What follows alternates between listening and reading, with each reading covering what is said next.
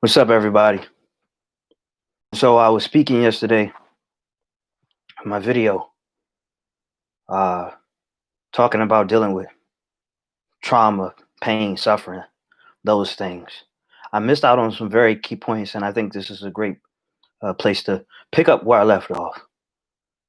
And so I believe the beginning of that video is how I want to start this one by talking about how I wanted to tap into powerful characters that I saw portrayed on TV.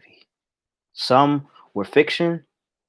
Some were fiction based on reality. Some was the exact truth. And whether if you've seen it through a TV screen, movie screen, or in actual life, one thing that I can draw from all of this is that it is tangible. And so I've always marveled at characters who are able to progress in spite of circumstances that they were placed in.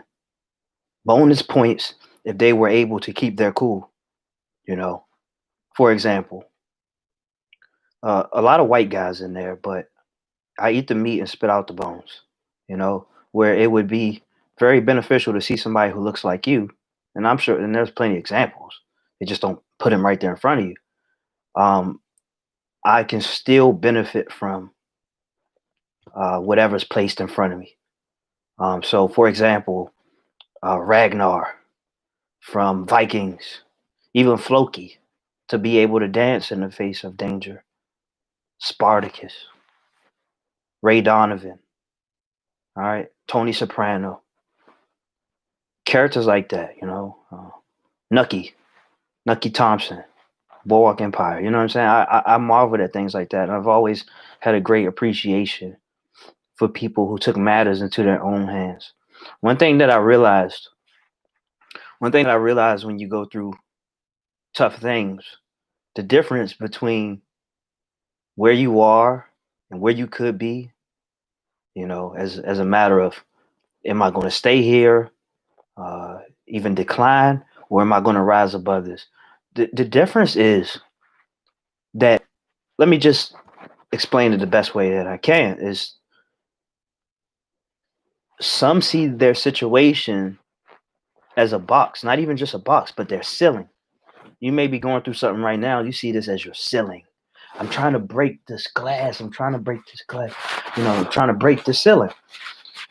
Others, and I'll just put this together, they see this as their floor, and it makes sense. So what's true about the floor? The floor is beneath you. And if you don't look down, you won't see it. People always say, don't look back, don't look back. I say, don't look down. Now, I would know this probably more than most people, as when I was younger, I had just a chronic history of always looking down. All right. Even today, to this day, it's still somewhat of a task to look up. And people would always tell me, pick your head up, pick your head up. Especially, I was always a little guy. You make yourself even smaller putting your head down. And I realized that there's a lot of strength when you come up for air. There's a lot of strength that, in spite of, things like this, I can look people in their eyes. People may question, people may have opinions or whatever. But fact of the matter is, I have no reason to hang my head. No reason. All right. And this is my floor. It's my floor for multiple reasons. Thank you. Thank you, Caleb. It's my floor for multiple reasons. I can think of at least two. But it's my floor for one, because this is not where I would want to be in life. So I put it beneath me. And two, I have identified something greater.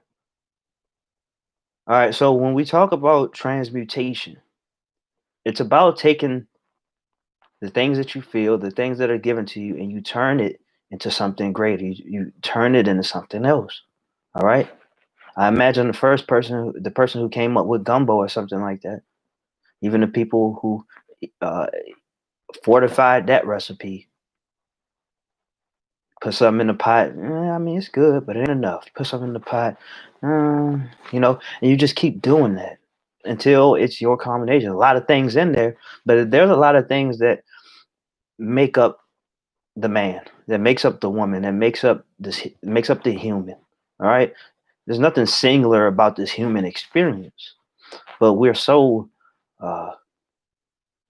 much we're so smart that we have convinced ourselves to make things singular. Now, there's nothing wrong with narrowing things down. It's a great form of discipline. It's very beneficial. I mean, we only have X amount of time, but you don't want to have that type of vision where you can't see uh, different views when it comes to the trajectory of your life. All right. So it's very important that I had to lay down that foundation. And the way that I think, I kind of see them in pictures and they're never really words. The words kind of come secondary. But that was kind of I'm trying to kind of lay out what came to mind when I thought about making this video, and also when I was thinking about taking everything that's been given to you, not just the good, not just the bad, not just the mundane, everything. And this is why, maybe kind of by default, but this is why that I listen a lot more than I talk. And when I say by default, it's because I already spend a lot of time alone. All right. So it turns into conversations between myself. I form a council. I form I spoke on this before, but I don't think I can speak on this enough. Is that I form a council. Some people would say that's insane. Some people would try to lock me up for that, but I let the most dominant figures in my mind argue. Now, when I say figures, I mean emotions, philosophies, all of these things. I let them have at it. This is why I am okay with just seeing the things I am going through, just to see it. And that's because I know that if I let them have at it, it's like a battle royale. Something is going to win out. All right. And that's the benefit of putting powerful things in, like powerful people, powerful images, powerful words, affirmations, and also strengthen yourself along the way, physically, mentally, spiritually. In fact, the reason for putting these powerful things into your life is just so that could happen. So you could be stronger and it becomes a self-sustaining thing. It's like taking B12. Okay, B12 recycles itself for 20 years. You didn't know that. I mean, I wouldn't tell you to stop taking B12, but it recycles itself for 20 years or so. Uh, so you want to be, you want to get to this point where, I mean, yeah, sure, you can hear other people's voices in your heads. I hear other people's voices in my head, but when it comes to doing certain things, but kind of like a mentor type thing. But you also want your voice to be loud, and you want it to be wise, and it gets stronger, it gets better, it gets easier to trust when you allow these things to unfold. You learn to trust yourself. You learn to take in the lesson. That's supposed to be a lesson. It's not supposed to be something to destroy you.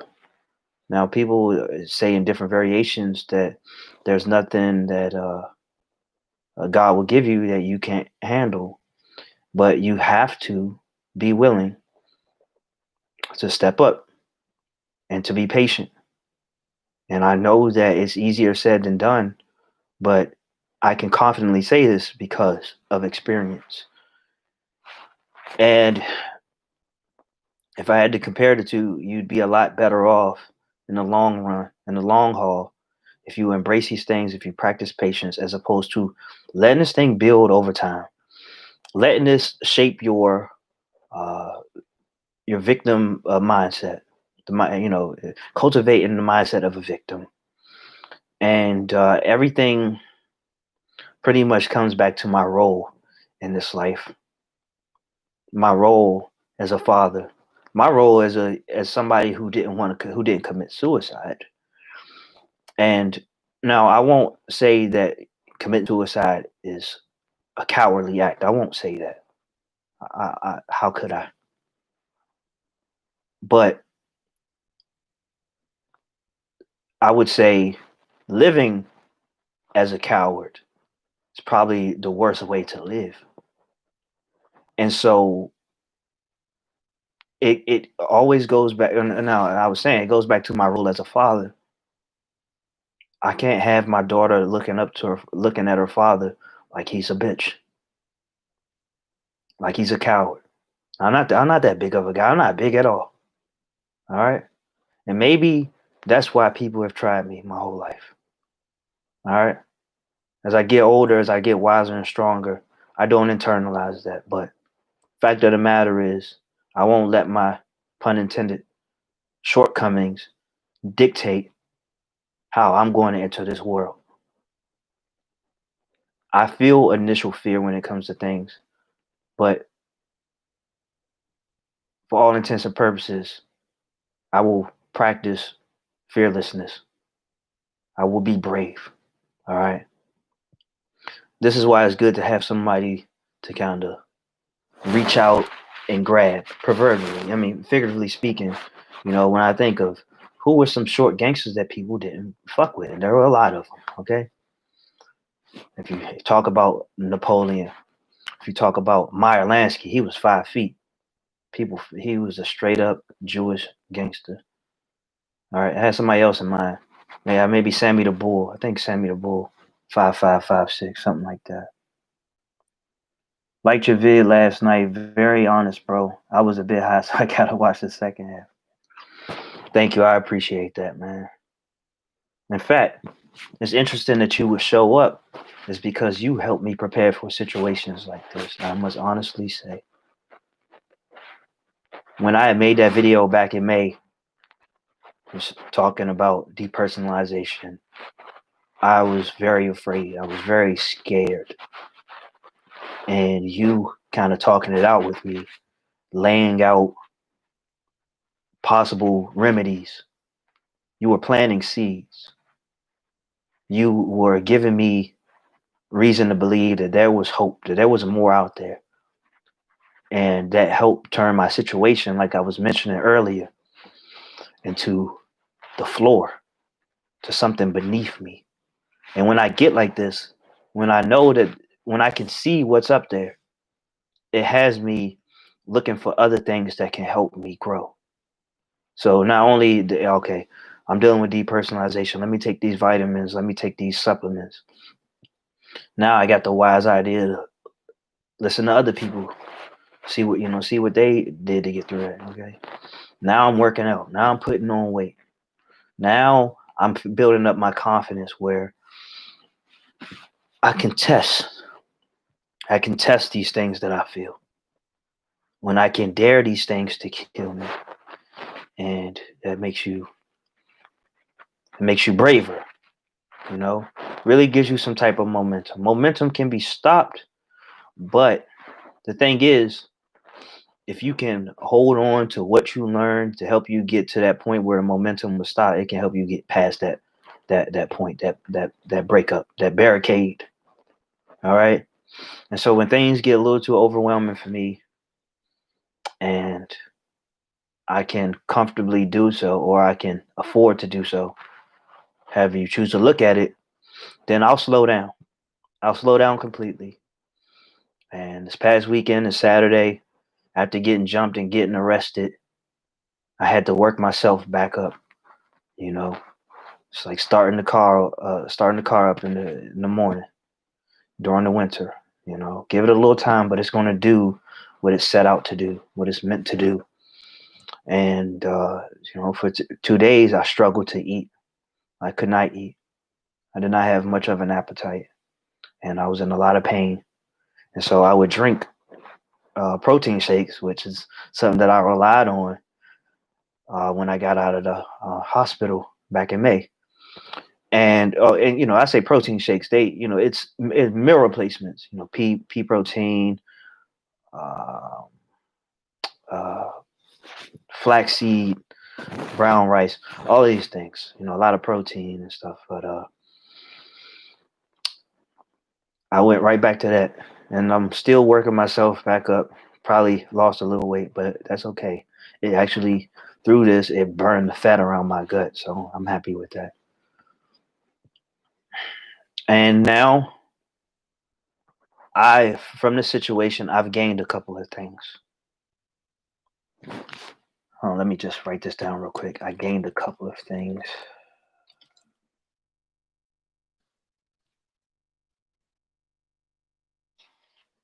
I'm happy it helped you, bro.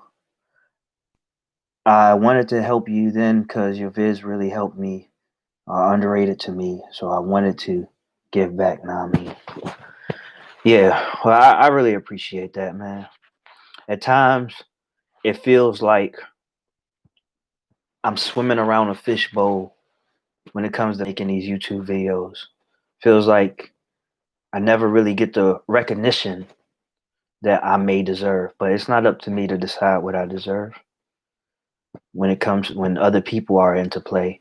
But I had to keep doing what is natural for me, and I didn't make this video, and I didn't make the other 400 or so videos for that reason. I did it because it was natural. Did I have an idea that some things can shake, some things can catch, some things can viral, whatever it is?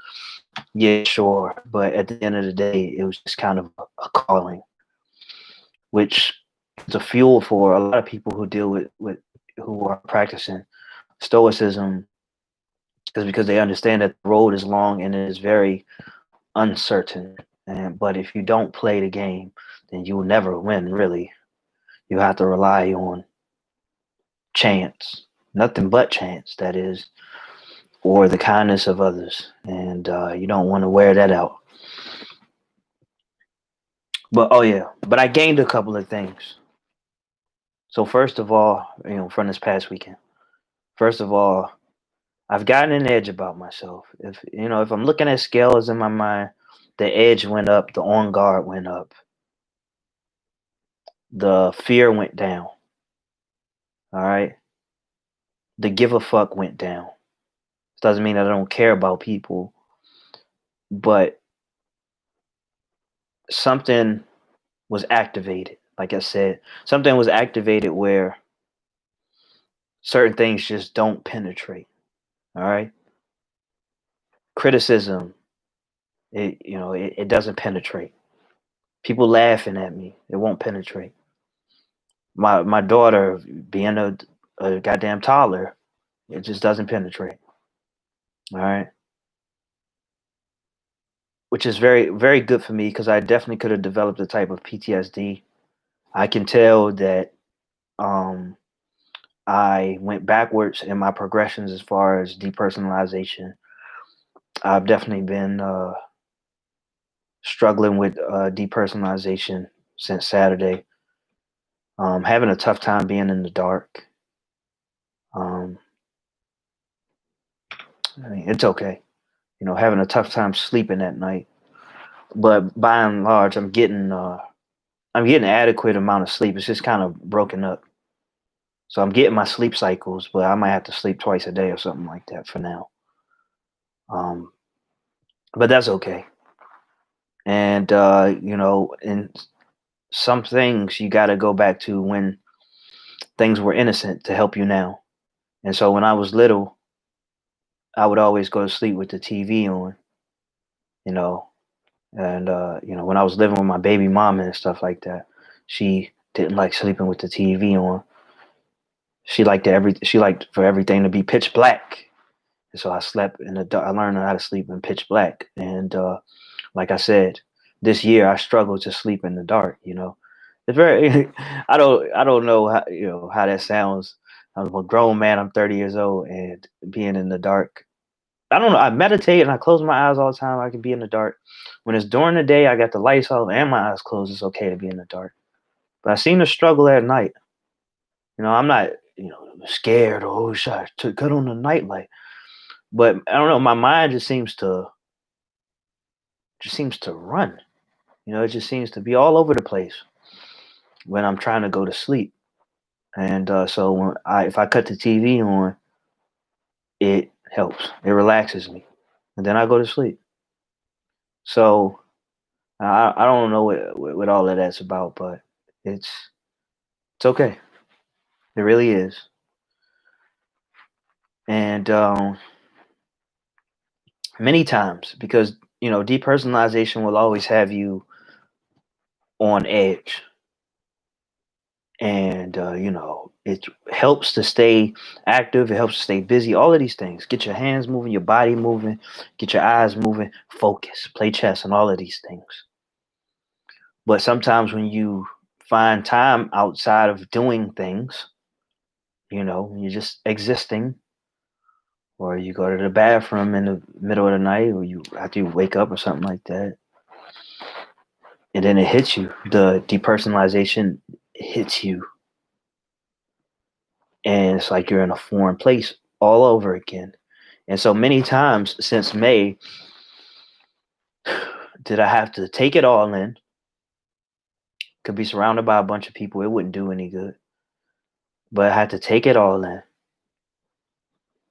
face my surroundings, face the way that I feel, and move in spite of it. And this, my friends, is where strength comes from. This is how I'm able to transmute things. This gives me my edge. Like a lot of people who have been abused, mistreated, heartbroken, all of these things, if they're working in their best interest, they allow these things to fuel them and not let it burn them down, not let it melt them. All right.